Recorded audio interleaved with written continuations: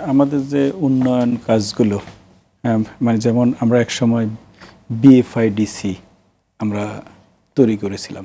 আমরা ন্যাচারাল ফরেস্টকে কেটে সেখানে রাবার বাগান, টি বাগান, পেপার পাল্প করব। সেটা আমি নিজ চোখে দেখছি 97-এ লাস্ট কক্সবাজারের ঈদগড় এরিয়াতে কি চমৎকার ন্যাচারাল ফরেস্ট, বিশাল বিশাল সেক্ষেত্রে একবারে পুরো ক্লিয়ার লগিং করে, কারণ সেটা আমরা সরকার ওদেরকে লিজ দিয়ে দিছি যে আপনি ন্যাচারাল ফরেস্ট কেটে সেখানে রাবার প্ল্যান্টেশন করেন, সেটা অর্থনৈতিকভাবে বেশি সাশ্রয়ী। আপনি সেখানে টি গার্ডেন করেন, আপনি সেখানে পেপার পাল্পের বাগান করেন। এই যে একটা ইস্যু, তখন ম্যাক্সিমাম ন্যাচারাল ফরেস্টকে কেটে আপনার এই জায়গাতে নিয়ে আসছে। তো এটা তো একটা বিশাল একটা ধ্বংসযজ্ঞ ছিল।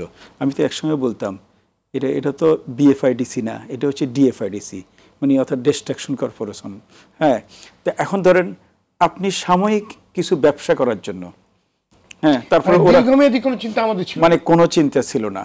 পরে যখন 92-র পরে যখন আসলো, না ফরেস্ট শুধুমাত্র টিম্বারের জন্য নয়, ফরেস্টে যত ধরনের বায়োডাইভার্সিটির কম্পোনেন্ট আছে সবগুলোকে ম্যানেজ করতে হবে।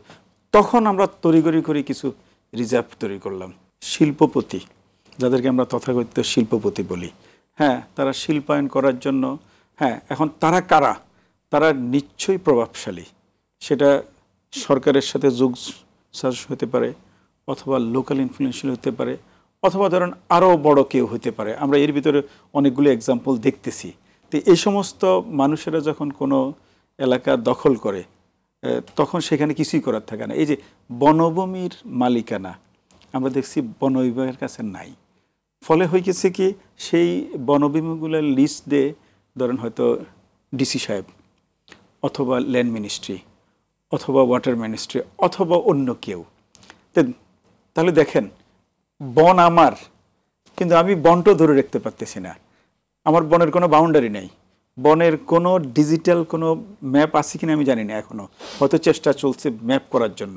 তাই বাউন্ডারিবিহীন, এরিয়াবিহীন, ম্যাপবিহীন যে জায়গাগুলো যাদের মালিকানায় বন নেই, হ্যাঁ, বনের ল্যান্ডটা নাই, তো সেই ল্যান্ডগুলো অন্য অন্য যে ডিপার্টমেন্টগুলো তারা লিজ দিয়ে দিচ্ছে। তো লিজ দিয়ে দিলে তখন তো সেখানে শিল্প কারখানা গড়ে উঠলে তো আস্তে আস্তে আপনার মানে বনভূমি কমতে থাকবে। তা এখন এদেরকে সরাতে পারবেন, আপনি সরাতে পারবেন না। টেকনাফে দেখা যাচ্ছে, আমি সরজমিনে দেখলাম যে বনের ভিতরে অনেক লোক, আমি যেগুলো সরানো যাবে না, বল না এটা ভোট ব্যাংক, কোনোভাবে সরাতে পারবেন না, ভোট ব্যাংক হয়ে গেছে।